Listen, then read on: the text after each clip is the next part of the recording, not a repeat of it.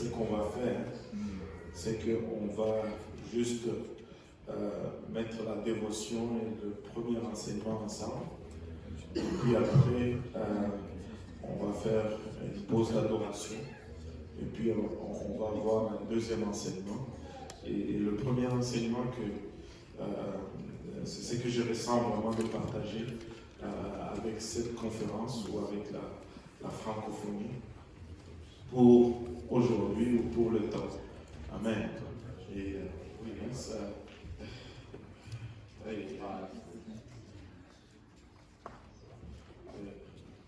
Wow. Le frère de Roche a sacrifié son téléphone. Pour un moment, ne l'appelez pas, s'il vous plaît. Alléluia. Et c'est ce que je ressens vraiment. Alléluia. Il y a quelqu'un qui a eu compassion de lui. Et c'est tout. Daniel va y aller, je trouvais très dans mon bureau. Juste peut-être l'autre côté. Bon, c'est bon. Alléluia. On va y arrêter. Alléluia. Et c'est que, et ça c'est vraiment une illustration de ce que j'aime de l'Église. C'est que les dirigeants sont vraiment des serviteurs. Ça ne leur dérange pas de faire ce qu'il y a à faire. Amen. Alléluia. Et vraiment, c'est ce que j'ai à cœur à partager avec l'Église francophone, ce que j'ai à cœur à partager avec l'évangélisation francophone. Et c'est vraiment ceci. Et ça fait peut-être 2 mois que je suis dans la vie d'Élie. Et je lis, je vois ce que Dieu fait avec lui. Et pour la première fois, je vois beaucoup de principes qu'on doit appliquer comme Église, comme chrétien, pour voir vraiment la gloire de Dieu et voir le royaume avancer comme il doit avancer. Je n'avais jamais regardé la vie de lui comme je le vois depuis ces 2 derniers mois. On va juste lire un passage qui va être peut-être l'idée principale de ce que je voudrais partager aujourd'hui. Dans 1 Roi chapitre 1, le 18e chapitre, et le verset 30 et le verset 31. 1 Roi 18, 30. Alléluia. Si vous l'avez trouvé, dites Amen. Alléluia. Gloire au nom de Jésus. La Bible nous dit, Élie dit alors à tout le peuple, approchez-vous de moi. Et tout le peuple s'approcha de lui. Et Élie rétablit l'autel de l'Éternel qui avait été renversé. Il prit 12 pierres d'après le nombre des tribus de fils de Jacob auxquels l'Éternel avait dit, Israël sera ton nom. Et c'est de cette idée centrale qu'on va partager aujourd'hui. Mais on va regarder un peu toute la vie d'Élie rapidement et y tirer quelques principes qu'on va essayer de mettre en application. Et quand on les met en application, c'est sûr qu'on va avoir le réveil. Et c'est sûr qu'on va avoir le réveil. Et même sur la question du réveil, je voulais ajouter ceci. Et je pense que c'est là où ce verset devient important. Nous sommes dans le réveil. Amen. Il y a de ces choses qu'on devait faire, sur lesquelles on devait mettre l'accent pour entrer dans le réveil. Mais une fois qu'on est dans le réveil, il y a d'autres choses qu'on doit aussi souligner, mettre en accent pour qu'on ne perde pas le réveil, pour qu'on ne gaspille pas le réveil, pour qu'on puisse préserver le mouvement que Dieu est en train de nous donner. La vie d'Élie est décrite dans les 2 livres de rois, au fond, de 1 roi 17 à 22, c'est à peine 5 chapitres. Et dans 2 rois, le premier chapitre, Élie est enlevé. Donc, à peu près 6 chapitres seulement nous décrit toute la vie d'Élie. Quoique ce fut le plus important des prophètes, si ce n'est pas l'un des prophètes le plus important, on le voit apparaître sur le mont de transfiguration dans le Nouveau Testament à côté du Seigneur Jésus-Christ, Moïse d'un côté et Élie de l'autre. Certes, c'était, si pas le plus grand, mais un des plus grands prophètes qu'on a vu dans l'Ancien Testament.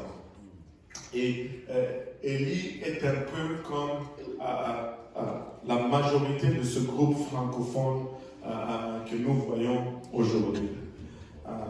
Il est venu de nulle part. La Bible ne nous donne pas son origine. La Bible ne nous dit pas d'où il vient. Il apparaît dans le 17e chapitre. On ne connaît pas son histoire. On ne connaît pas sa famille. Il n'a pas de nom. Il n'a pas de réputation. Et si je regarde le groupe francophone, la plupart d'entre nous, nous n'avons pas une réputation pentecôtiste.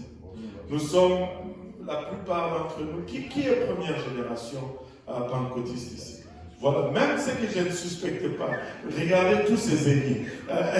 Et tu pourrais penser que nous sommes tous des Élis. Si nos pères n'ont pas été cités dans l'église pentecôtiste, nos grands-pères n'ont pas apporté cette tradition, nous sommes venus de nulle part. Et nous apparaissons là. Et laissez-moi vous dire, comme Dieu a utilisé Élie, Dieu va nous utiliser aussi. Amen. Et il apparaît de nulle part comme cette génération de la fin que nous sommes.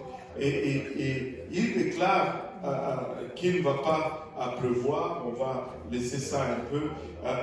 Et pendant 3 ans et demi, il n'a pas plu.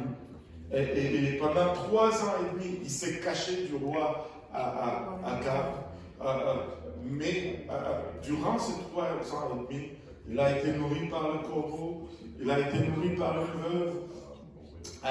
Mais à un moment donné, la sécheresse devait finir. À un moment donné, il ne pouvait pas continuer à être nourri par le corbeau. À un moment donné, il ne pouvait pas continuer à être nourri par la veuve. À un moment donné, la pluie devait retomber. Et je pense que nous sommes en ce moment où la sécheresse doit cesser. Et à un moment donné, la pluie doit commencer à tomber. À un moment donné, ce n'est pas Élie seulement qui doit être nourri. Tout le monde doit être nourri. À un moment donné, la pluie doit revenir. C'était dangereux pour lui de sortir et de faire face à Akab. Mais parce qu'il fallait que la pluie recommence. Donc il devait sortir et affronter Akab. Peut-être que nous aussi, nous devons sortir et affronter nos Akab de nos familles pour que la pluie recommence à tomber. Peut-être que nous aussi, nous devons sortir et affronter nos Akab de nos écoles, de nos lieux de travail, afin que cette sécheresse s'arrête et que la pluie recommence à tomber encore une fois.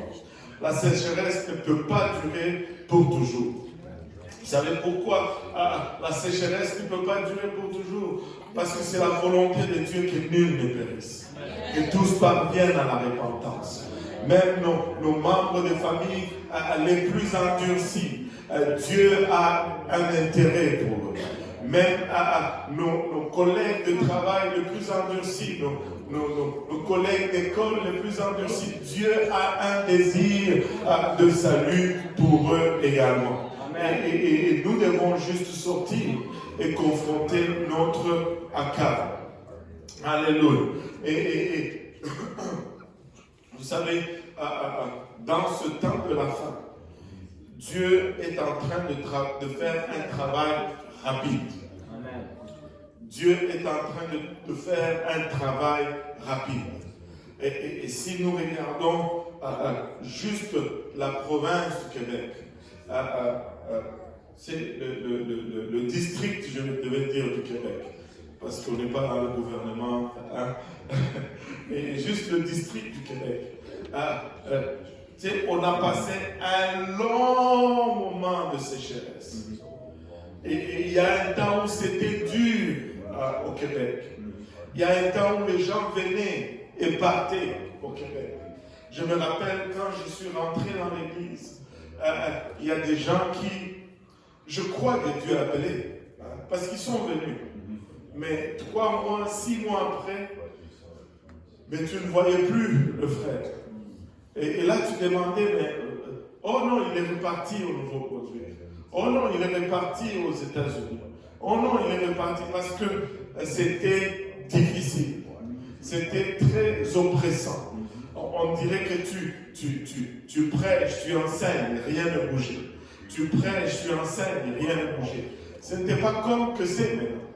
Aujourd'hui, tu prêches, tu enseignes, les choses bougent. Tu prêches, tu enseignes, alléluia, les choses avancent.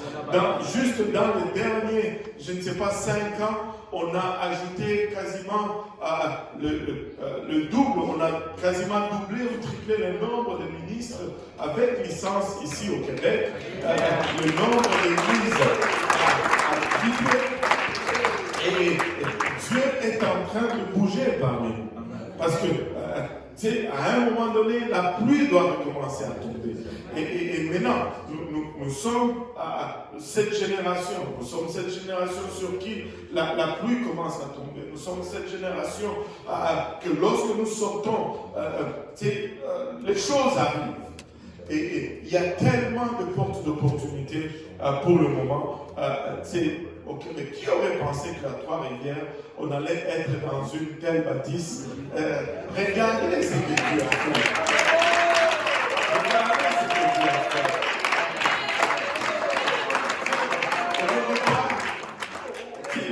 Le vendredi matin, Frank Grant, peu importe la conférence, peu importe quelle conférence, le vendredi matin, ce n'était pas comme ça. Ça, c'était la foule du vendredi soir que vous avez ici. C'est vrai. Mais là, on est vendredi matin.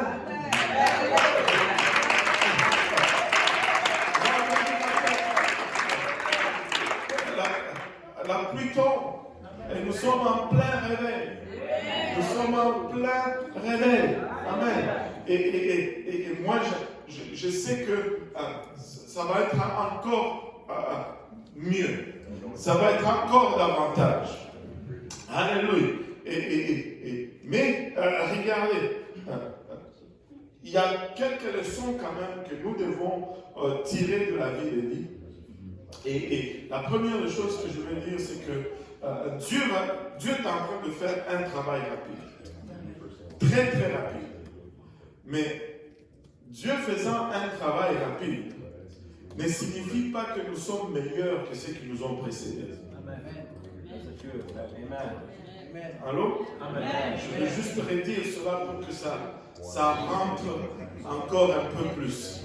Amen. Un travail rapide qui est en train de se faire ne signifie pas que nous sommes meilleurs que ceux qui nous ont précédés. Une des premières choses que nous devons faire pour préserver le réveil, c'est de ne jamais oublier le prix qui a été payé.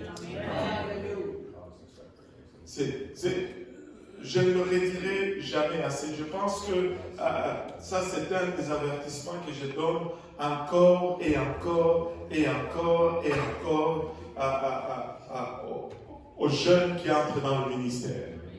N'aie jamais oublié ceux qui ont versé le sang avant que tu n'arrives sur scène.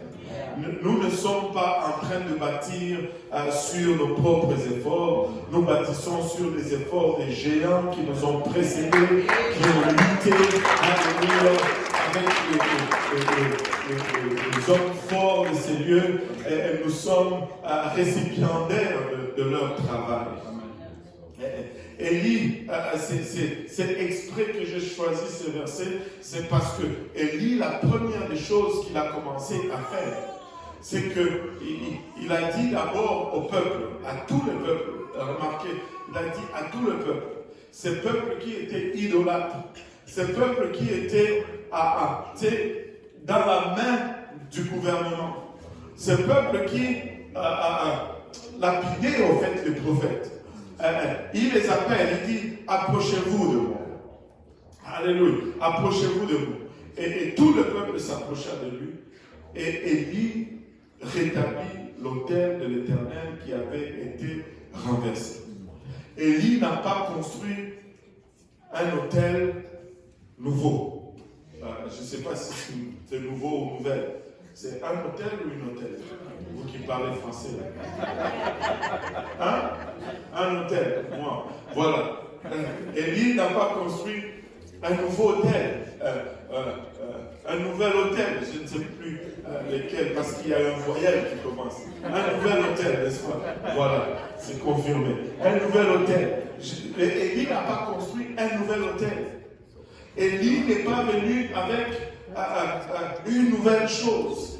Il a pris exactement ce que les anciens avaient. Il a juste restauré ce que les anciens avaient. Écoutez, nous devons marcher dans les voies de nos anciens.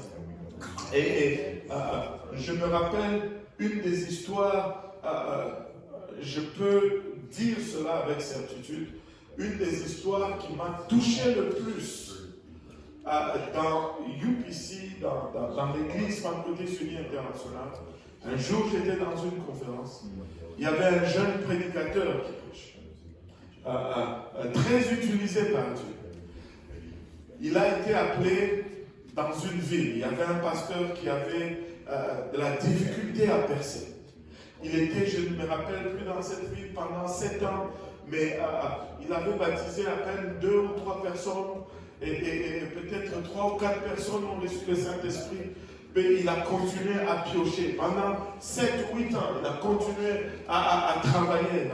Et quand ces jeunes, il a su au sujet de ces jeunes prédicateurs, il a invité pour avoir une fin de semaine de réveil. Tu vois, les pasteurs vont tout essayer pour qu'il y ait une percée. Il a invité ce jeune homme. Ce jeune homme est allé dans cette ville. Ils ont eu 3 soirs de réveil et la puissance de Dieu était explosive. Je pense, si ma mémoire est bonne, je peux me tromper sur le nom, peut-être 7 personnes ont été remplies du Saint-Esprit, 8 personnes ont été baptisées, quelque chose comme ça. Tout ce qu'ils ont récolté pendant 7 à 10 ans, c'est arrivé dans une fin de semaine, le double. Et après le dernier service, alors qu'ils étaient en train de manger, il a amené le prédicateur dehors pour manger et ils étaient en train de parler. Et là, le pasteur a littéralement commencé à pleurer. Il disait à ce jeune homme, il dit merci en tout cas pour ta consécration, merci pour ton enthousiasme dans l'œuvre du Seigneur. Voici notre histoire, ça fait des années, on n'a même pas eu la moitié de ce que tu as accompli dans 3 jours. Et quand il a dit cela, le jeune homme a commencé à pleurer à son tour. Il lui a dit non, pasteur, tu l'as complètement à l'envers. C'est moi qui te remercie d'avoir persisté lorsque rien n'arrivait. C'est moi qui te remercie d'avoir enduré lorsque rien n'était palpable. Alléluia. Toi, si tu n'as jamais résisté, moi je n'aurais pas eu la place à voir ceci arriver. Si tu n'es pas resté, je ne serai pas là aujourd'hui pour voir ce que Dieu est en train de faire. C'est moi qui te remercie d'avoir enduré le temps difficile. Vous savez, Ça doit être là à notre attitude. Ça doit être là à notre esprit. Nous sommes dans le réveil. Nous sommes en plein dans le réveil. Mais, alléluia, restons dans le trace de nos anciens. Je ne dis pas qu'on ne va pas innover. Il y a un jour où on n'avait pas de chaîne YouTube. Aujourd'hui, on a des chaînes YouTube. Il y a un jour où on n'avait pas UPC sur Instagram. En tout cas, j'ai mon opinion là-dessus. Je ne suis pas d'accord avec toutes ces choses.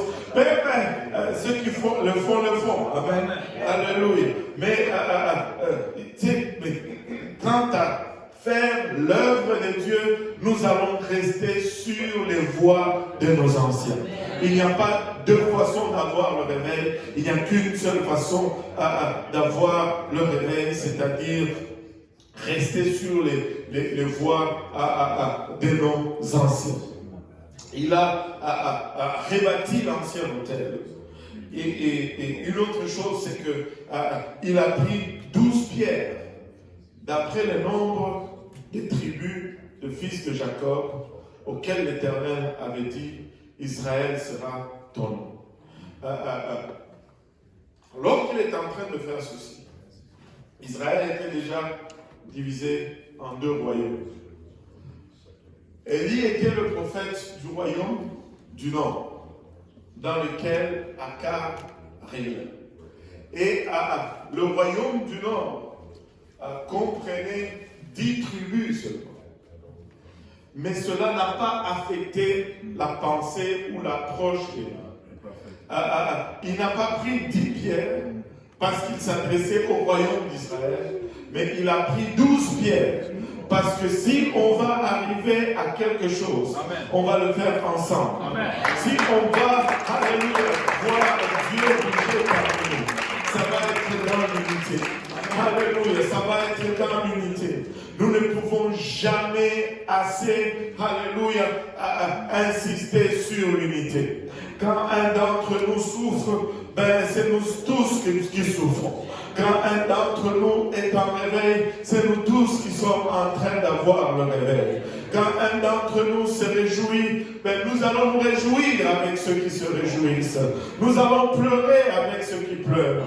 Nous allons, alléluia, le voir arriver ensemble. Si nous ne sommes pas ensemble, nous renonçons à une de notre doctrine fondamentale. Nous sommes unicitaires. Amen. Amen. Unicitaire, ce n'est pas seulement un seul Dieu. Amen. Amen. Unicitaire, ça veut dire aussi un seul Église, une seule Église, je veux dire, une seule foi, un seul Seigneur, un seul peuple. Alléluia, toi c'est moi, moi c'est toi. Tu souffres, je souffre. Alléluia, tu te réjouis, je me réjouis. Alléluia. Il n'y a pas de place pour la compétition. Alléluia. Tu vas faire la compétition avec qui? Tu vas faire la compétition avec qui? Si tu as un esprit de compétition, ça veut dire que c'est parce que tu étais déjà en erreur avant cela. Parce que tu penses que c'est toi qui es en train de faire. Mais ce n'est ni toi ni moi, mais c'est Jésus qui fait tout avec tous.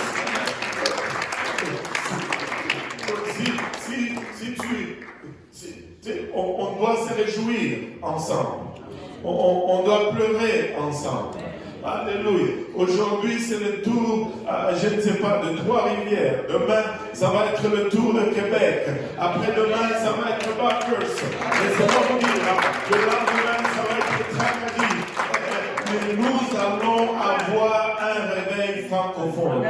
Nous allons avoir un grand réveil francophone. Alléluia. Et Dieu est en train de faire un travail extrêmement rapide. Extrêmement rapide. Techniquement parlant, nous n'avons plus d'excuses pour ne pas avoir le réveil. La fondation a été placée. Et avant même, on pouvait avoir l'excuse de on n'a pas la documentation. On n'a pas la documentation. La sœur Liane est venue de nulle part. Une autre, Élie ou Élisette, je ne sais pas si ça s'écrit.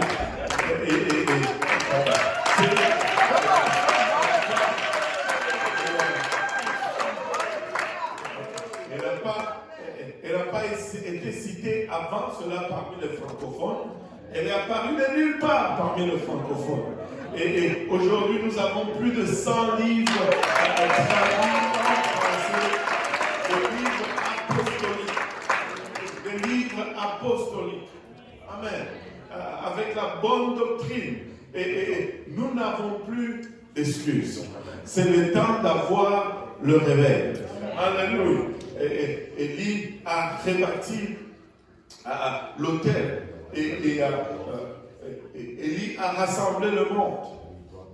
Et Élie a élevé la voix. Et il a prié au seul et unique vrai Dieu. Laissez-moi vous dire, il n'y a pas... Si on rentre dans le détail, on voit que la prière qu'il a fait quand Élie a commencé à offrir son sacrifice, c'était à l'heure du sacrifice du soir, à l'heure où le Seigneur Jésus-Christ est mort, à l'heure où les sacrifices pour nos péchés a été payé. Si je peux les redire un peu selon l'évangile, selon la Bible, selon Dieu donné, à l'heure de l'évangile. Il n'y a qu'un seul message qui va nous donner le réveil. C'est le message de l'évangile. Sors et prêche l'évangile. Ce n'est pas compliqué. Prêche la bonne nouvelle. Prêche l'évangile. Tu prêches l'évangile, tu vas avoir le réveil. Tu ne prêches pas l'évangile, tu n'auras pas de réveil. Tu peux avoir du mouvement, mais ça ne va pas être le réveil. Le réveil vient par la prédication de l'évangile. Je dois prêcher l'évangile tous les jours. Je dois prêcher. Le monde est en détresse. Le monde cherche l'évangile. Je vais raconter rapidement une histoire à l'église de l'Est. Il y a 2 dimanches, entre les 2 services, il y a une famille qui est arrivée à l'église. C'était un jeune homme de à peu près 42 ans, avec une tumeur au cerveau. Il devait être opéré le mardi. Et le dimanche, il est venu à l'église. Savez-vous pourquoi il est venu à l'église pentecôtiste unie de l'Est de Montréal? Parce que nous avons une réputation. Tu peux venir à notre église, être baptisé et être rempli du Saint-Esprit. C'est pourquoi on lui a donné cette référence. Parce qu'à l'église où il allait, il a ressenti qu'avant de se faire baptiser, avant de se faire opérer, il voulait être baptisé. Il voulait se mettre en ordre. Il faisait face à la fin de la vie. Il dit, s'il y a quelque chose que je dois arranger, c'est bien celle-là. Mais quand il est allé à son église, on lui a dit, on ne va pas, on va te baptiser en telle date. Écoute, on ne peut pas le faire maintenant, on va le faire. Et la chose qui m'a choqué le plus, c'est celle qui va suivre. Quand on lui a dit cela, il a cherché une église où il pouvait être baptisé. Il est venu à l'église, on l'a baptisé au nom de Jésus-Christ, et le Seigneur l'a rempli du Saint-Esprit à la lumière de la parole. Ça veut dire que le Seigneur a approuvé. Alléluia. Et vous savez, je suis allé le voir une semaine après à l'hôpital. Et vous savez, la vie est fragile. Et j'ai vu l'opération, ils l'ont ouvert la moitié du crâne. Et là, il y a des agrafes là. C'est quelque chose. Ce n'est pas... 42 ans. 42 ans. Et là, je commence à parler. Il y avait sa maman, il y avait sa soeur, il y avait son épouse. et je parle avec lui, on a prié, et ils étaient contents. Merci de votre église, en tout cas, on a été bien accueillis. Et quand on sort d'ici, on veut venir à l'église. Il dit, tu sais, quand je suis allé pour me faire, et c'est ça qui m'a vraiment, tu sais, c'est fâché, je peux le dire, j'étais frustré, fâché. Il dit, quand je suis allé à mon église, on m'a dit, on va te baptiser à telle date, parce que c'est ça qu'on a pris comme rendez-vous. Et de toute façon, ce n'est pas ça qui sauve. On lui a dit, de toute façon, ce n'est pas ça qui sauve. Laissez-moi vous dire, c'est ça qui sauve. Il y avait une sainte colère qui est montée en moi. Je lui ai dit, ouvrez un peu votre Bible dans le livre de Marc, chapitre 16, versets 15 à 16. Lisez-moi cela. Et ils ont lu, et ils avaient les yeux écarquillés comme ça. Laissez-moi vous dire, si nous allons avoir le réveil, nous allons prêcher l'évangile tous les jours. Tous les jours. Tous les jours. Alléluia. Tous les jours. Il n'y a que le plan du salut qui donne le réveil. Il n'y a que le plan du salut qui donne le réveil. S'il n'y a pas de salut, de toutes les façons, il n'y a pas de réveil. S'il n'y a pas de salut, il n'y a pas de réveil. Prêche l'évangile. Ne te laisse pas distraire à gauche ou à droite. Prêche l'évangile. Alléluia. J'ai été à 25 ans dans l'église. Cette année, ça va faire 25 ans dans l'église. Ça fait 25 ans dans l'église. Alléluia. 25 ans dans l'église, 25 ans de mariage. Alléluia. Le Seigneur est bon.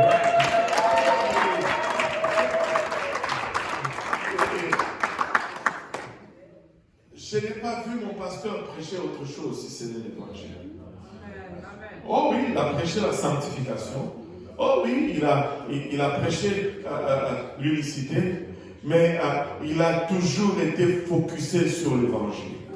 Il a toujours été focusé sur l'évangile. Prêche l'évangile.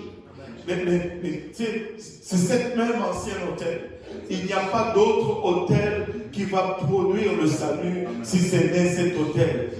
Cet unique hôtel. Tout le monde va passer par là. Si nous allons aller au ciel, nous allons passer par cet hôtel. Alléluia. Et il y a beaucoup de jeunes prédicateurs, beaucoup de jeunes doués. Le Seigneur appelle de plusieurs places. Beaucoup de jeunes prédicateurs. Et quand j'ai dit cela, j'inclus aussi le pasteur Vincent, n'est-ce pas, jeune homme? Alléluia. Beaucoup de jeunes prédicateurs. Alléluia. Beaucoup de jeunes prédicateurs. Et plein de talents qui font des choses qui t'éblouissent. Mais laissez-moi encore réitérer cela. Je ne le dis pas parce que on dit mieux vaut prévenir que guérir. Restons dans les voies de nos anciens. Et apprécions ce que nos anciens ont fait. Et bâtissons sur ce que nos anciens ont fait. Tu sais, des fois, on pose et on réévalue ce que nos anciens ont fait. Et on pose et on regarde d'où nos anciens sont venus. On pose et on apprécie le prix qu'ils ont payé. Ils ont payé un très très grand prix. Et hier soir, vous allez me pardonner, ça va être peut-être redondant, mais c'est moi. Je ne peux pas faire autrement. C'est hier soir.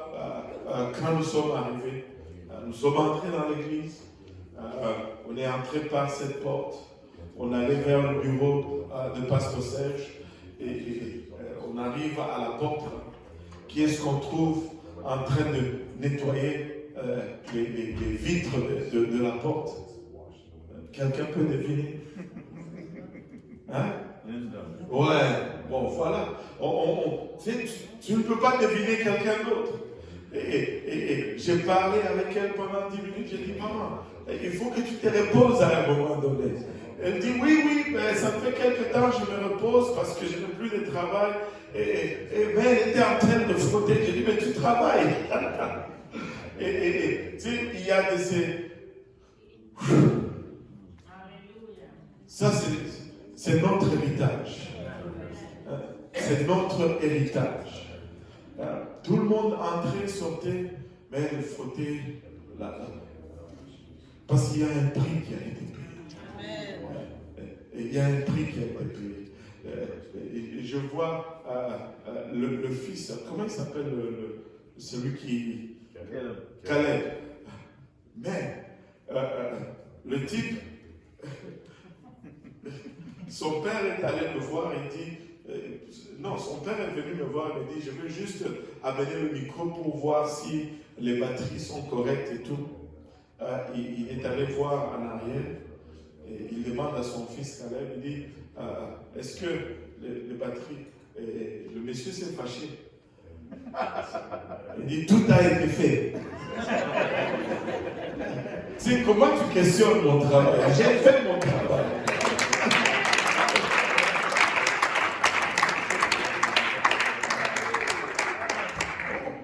On peut voir, tu sais, il est conscient de tout dans l'église. J'aimerais avoir un Caleb à l'église de l'Est comme ça. Il n'y a rien qui lui échappe. Le baptistère, les micros, le fil là, le piano, tu le vois des fois, il court en arrière, littéralement. Parce que, écoutez, ça c'est l'héritage de son grand-père.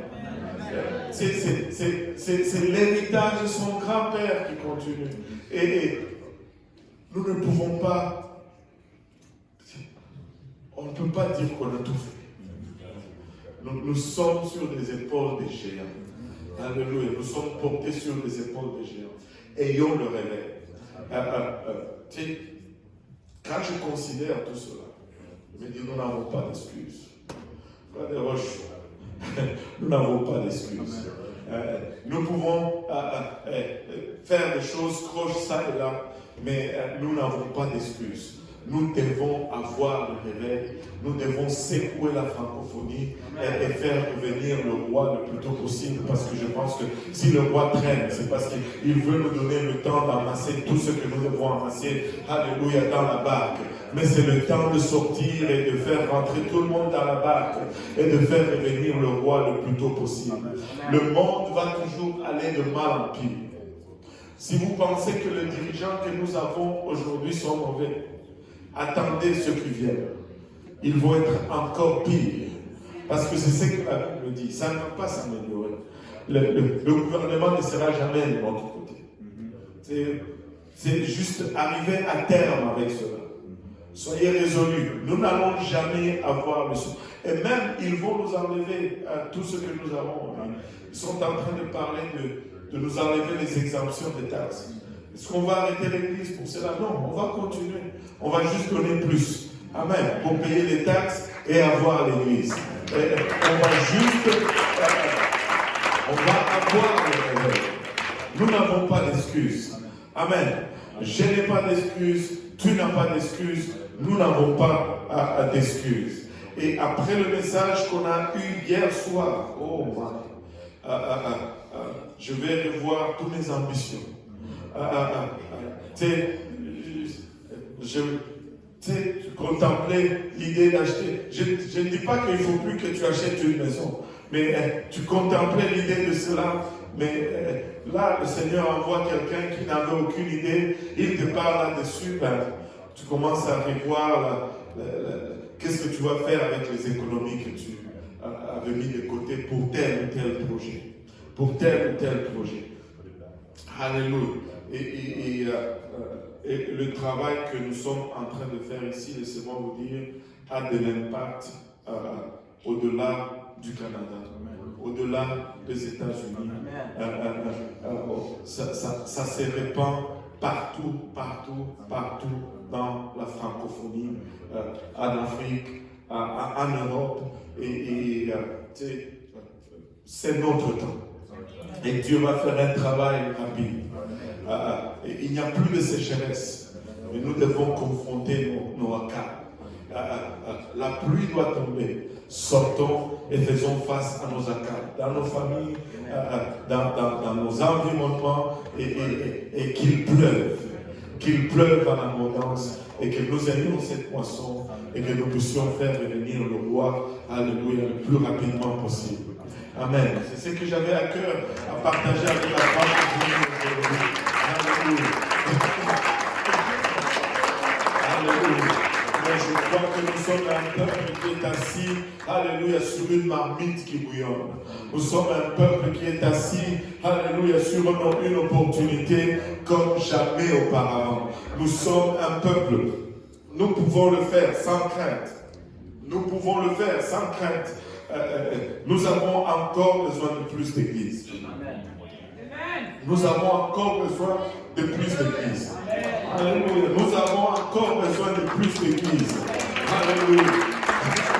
Nous avons encore besoin de plus d'église. Alléluia. Plus nous gagnons des âmes, nous les amenons à la conversion, nous en faisons des disciples, plus nous pouvons les envoyer aussi pour à partir ou soutenir d'autres œuvres. Mais nous avons nous avons encore besoin de beaucoup d'églises. Alléluia, plus d'églises, juste plus d'églises. Alléluia, juste plus d'églises. Amen. Alléluia. Si on peut se lever tous ensemble et parler au Seigneur pour un moment. Alléluia, juste lui ouvrir notre cœur et lui permettre de diriger un peu nos pensées. Alléluia. Papa, tu nous as amenés en Seigneur, Papa, pour un temps comme celui-ci, Seigneur. Père, tu nous as appelés de différentes nations, de différentes origines, Papa. Aucune réputation, Seigneur. Mais, alléluia, tu as choisi de faire arriver, alléluia, ce réveil de la fin, Papa, sur nous, Seigneur Jésus-Christ. Alléluia, nous venons humblement devant toi, Seigneur, plaidant pour ta sagesse, Seigneur, plaidant, alléluia, pour ton onction, plaidant pour ta direction, Papa, plaidant pour ta provision, ô Éternel, il a ma chante. Nous sommes, Papa, alléluia, ceux sur qui, Papa, alléluia, la fin, alléluia, de tout ceci va arriver. Permets-nous, Père, de rester concentrés, Papa, sur l'œuvre. Permets-nous de prioriser, Seigneur. Permets-nous, Papa, de rendre à Dieu ce qui est à Dieu, Seigneur. Alléluia. Donne-nous, Seigneur Jésus-Christ, de voir comme toi tu dois, Seigneur. Garde-nous, Père, sur le sentier de nos anciens, Seigneur.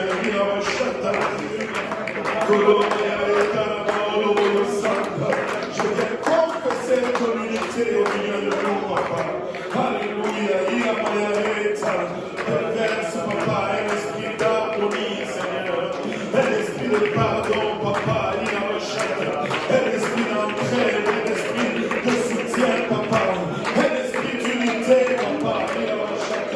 Alléluia, au milieu de ton peuple, Seigneur.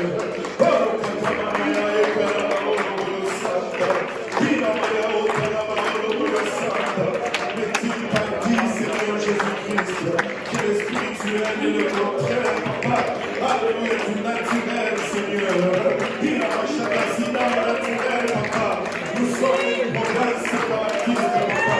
Que dans le spirituel, Père, il a ma chatte. Nous soyons, Papa, il a ma chatte.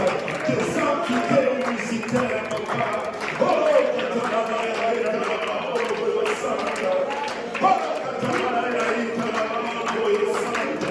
Pour un temps comme celui-ci, Seigneur. Pour un temps comme celui-ci, Papa. Un peuple à ton nom parmi les francophones. Un peuple à ton nom, Seigneur, parmi les francophones d'Amérique du Nord. Alléluia. Il a la chaque d'Europe, d'Asie, Seigneur. Alléluia. Comme une église, Papa. Il a la chaque d'Europe.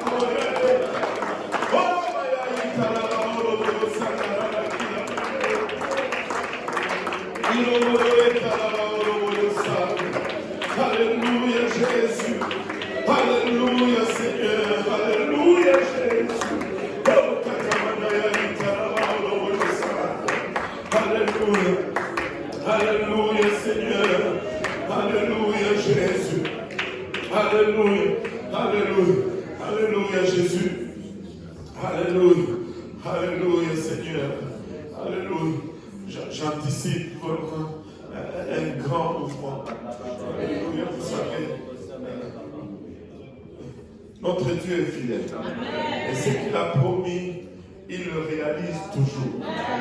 Il le réalise toujours. Alléluia. Peut-être que nous sommes enthousiasmés de ce que nous voyons. Mais nous n'avons pas encore vu tout ce que Dieu veut faire avec nous. Alléluia.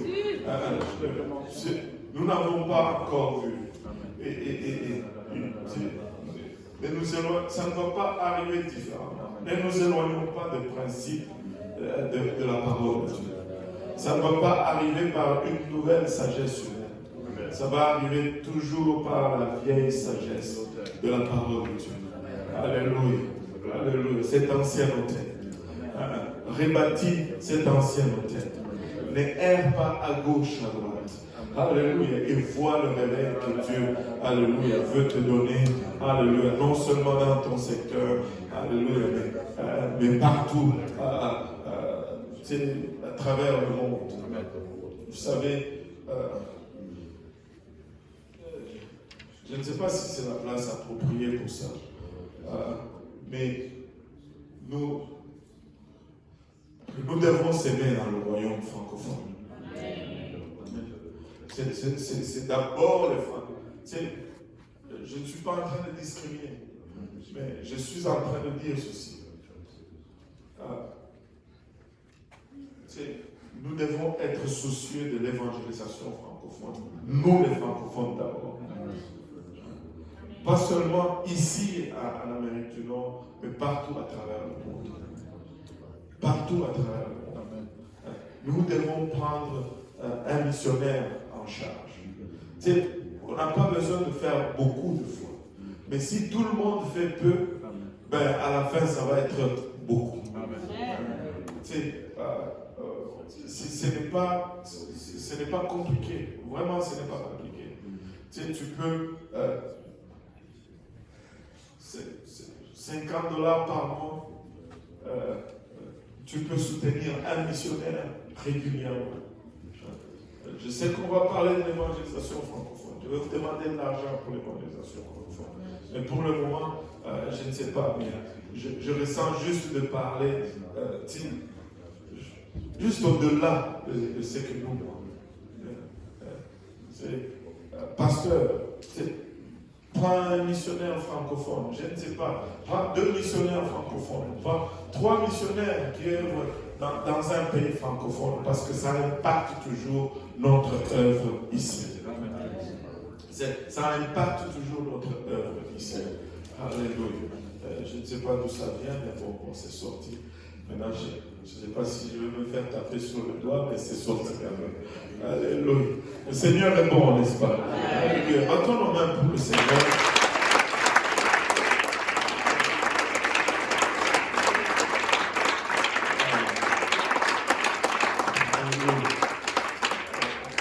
On va faire juste une pause toilette de 5 minutes.